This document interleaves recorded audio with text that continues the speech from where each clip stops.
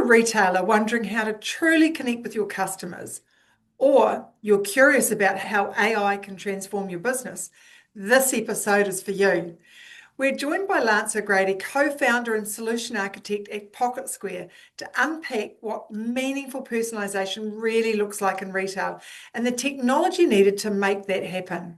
From practical insights to future-focused strategies, Lance shares how retailers of all sizes can harness AI to deliver smarter, more relevant customer experiences. It's a must-listen for anyone looking to stay ahead in a rapidly evolving retail landscape.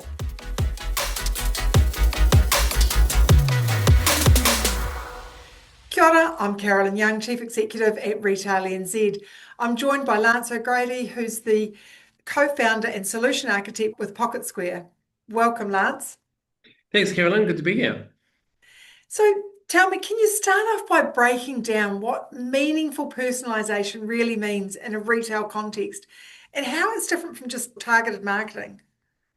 Yeah, it's a good starting question. So, meaningful personalization is when you actually use customer data, either provided by the customer directly or through your past interactions with the customer to help shape and alter the experience that's kind of unique to them.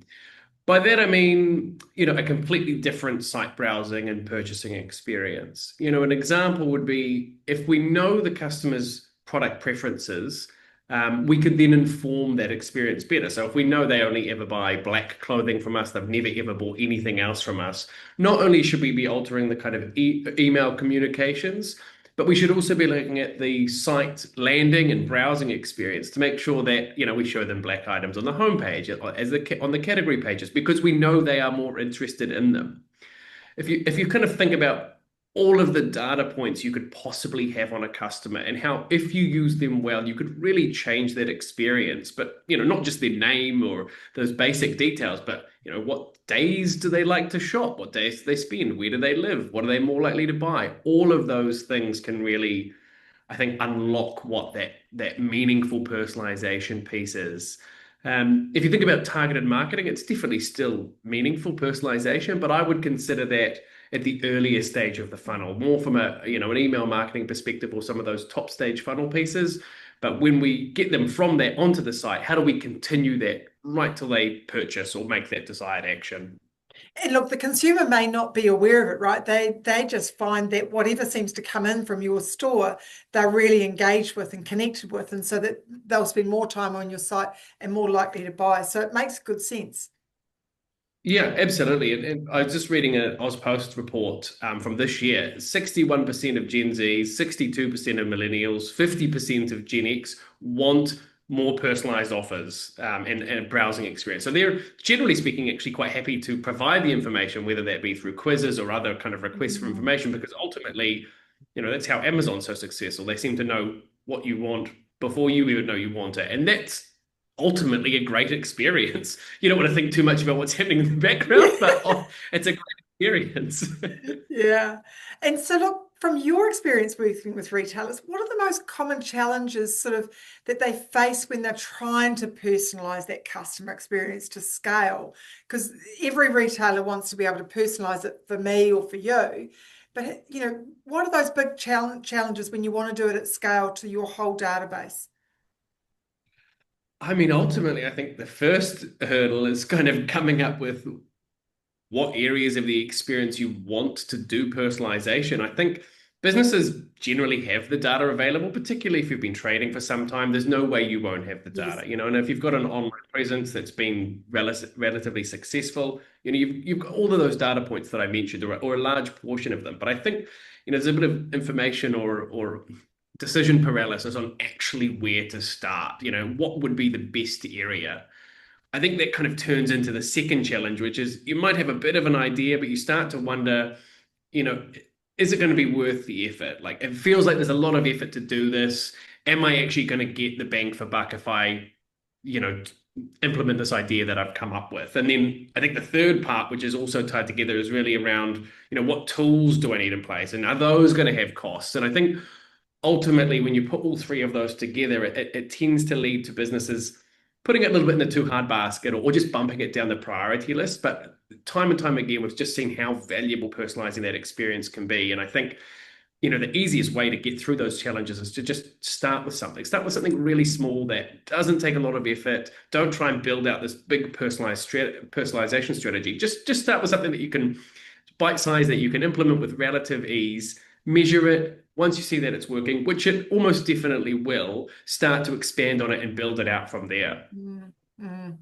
Leading on from that, if you're thinking about future-ready technology, what does it look like for a retail business sort of wanting to implement AI-driven personalization? Are there any sort of must-have components that you've got to put in place? Yeah, I think the e-commerce platform or the kind of main platform that you're looking at from an online perspective Mm, is a big component. You need to know that the platform that you're tethering your business to is not just thinking about AI, that's not enough anymore, but actually delivering AI capability. I was at a Shopify partner conference back in May, and there was this great term they talked about, which is kind of what businesses should be looking for when they're thinking about their platform. And it was this concept of AI reflexivity.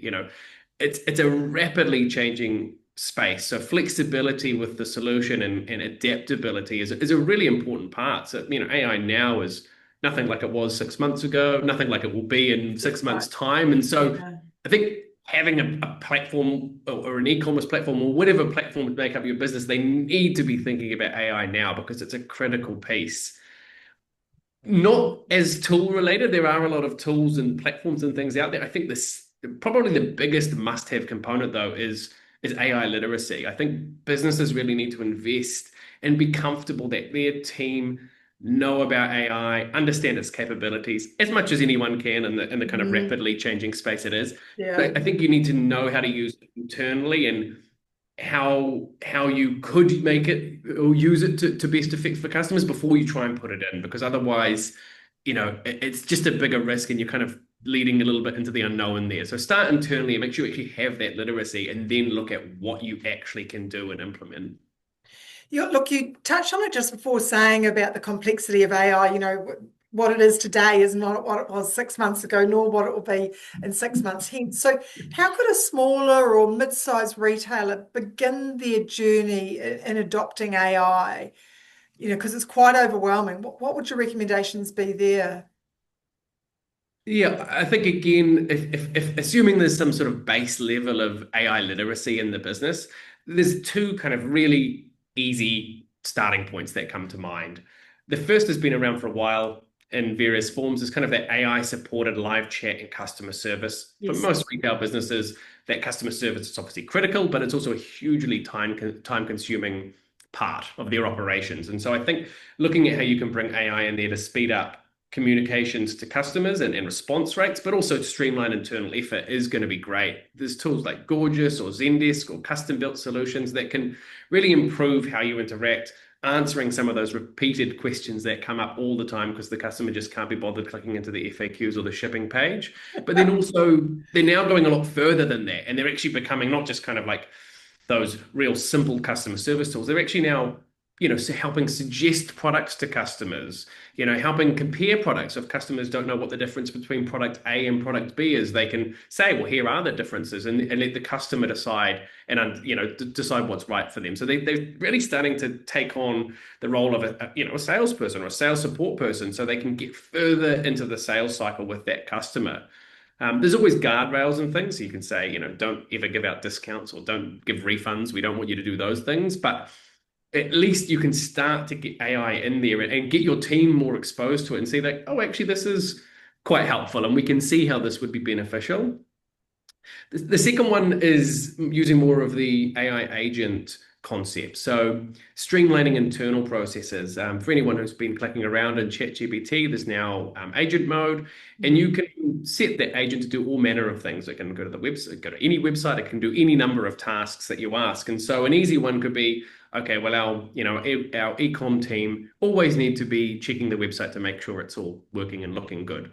And so you could have ChatGPT's AI agent go through, check if there's any broken links, if there's any products missing descriptions, if there's any collections missing descriptions. And that's something that you'd usually and historically have to have done manually and Yes. sent someone down there to find all of that. But now you could have it prepare it, spit it out in an Excel file or a report that you could then go and go, oh, okay, well, these 5 pages need some attention. I'll focus on that now. So you're spending less time kind of working out what to do and more time just being able to do it. So that's another really easy thing that you can do. It's not technically difficult. Anyone could do it with a few clicks of a button. So things like that, I think, are becoming far easier to do. And again, I think just starting simple. You don't have to go all in and trying to roll out this big process or processes to right to the end customer is probably not where you should start. Yes. Great suggestions.